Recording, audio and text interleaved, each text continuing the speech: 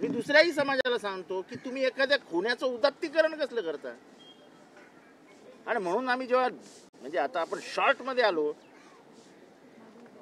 त्याच्या मागे judicial inquiry घेण्याचं कारण काय होतं, ते ह्याच्या आधी झालेले जेवढे प्रकार आहेत बीडमध्ये तेवढे सगळे उघडकीला आले पाहिजेत.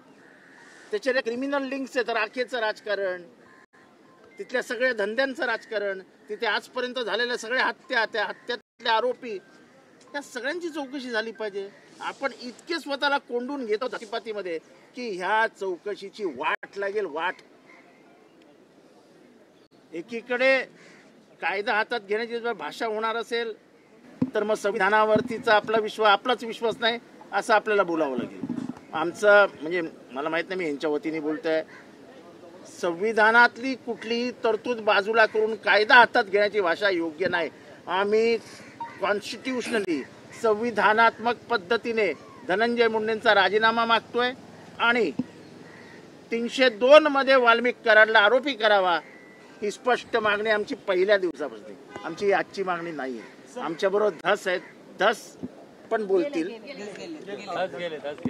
आमच्या सगळ्यांची ही मागणी आहे की 302 मध्ये वाल्मिक कराड आरोपी झाला पाहिजे. ह्याच्या आधी झालेल्या सगळ्या गुन्ह्यांची चौकशी झाली पाहिजे. आणि त्याचबरोबर सोमनाथ सूर्यवंशीची झालेली हत्या ही तितकीच गंभीर आहे. ही क्रिमिनल मर्डर आहे, तो इन्स्टिट्यूशनल मर्डर आहे. इन्स्टिट्यूशनल मर्डर झाकू नका, ह्याच्या पुढे पोलिसी राज येईल.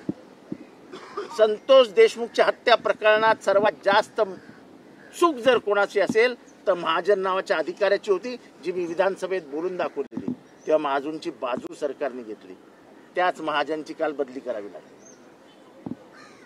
महाजननी जर अशोक चव्हाणांची अॅट्रॉसिटी घेतली असती तर हे प्रकार झालाच नसता. हाच महाजन बापू आंधळे मर्डर केसमध्ये चौकशी अधिकारी होता. त्यांनी वाल्मिक कराडचं नाव देखील लिहिलेलं नाही, वाल्मिक अण्णा लिहून ठेवले. तोच महाजन केजला अधिकारी म्हणून गेला. त्या केजमध्ये अशोक सोनवणे तक्रार करायला गेला, त्याची तक्रार सुद्धा घेतली नाही. म्हणजे याचा मूळ कुठे जातो तर त्या महाजन साहेबांच्या हातात जातो. आजकाल त्या महाजनची बदली केली. असं उशिरा उशिरा उशिरा सरकारला शहाणपण सुचतंय. अजून ज्युडिशियल मध्ये जज कोण आहे? अधिवेशनाला संपूर्ण महिला व्हायला आला, अजून जजचं नाव येत नाहीये बाहेर. परभणीच्या जजचं बाहेर नाव येत नाही अजून. त्या मस्साजोग प्रकरणाच्या जजचं नाव बाहेर नाही. म्हणजे चौकशीचं नेमकं तुम्हाला करायचं काय हेच या सरकारकडनं स्पष्टीकरण होत नाहीये. आमचं स्पष्ट मत आहे, सरकार धनंजय मुंडे आणि वाल्मिक कराडला वाचवण्याचा प्रयत्न करतंय. परभणीमध्ये काही पोलीस अधिकाऱ्यांना वाचवण्याचा प्रयत्न करतंय.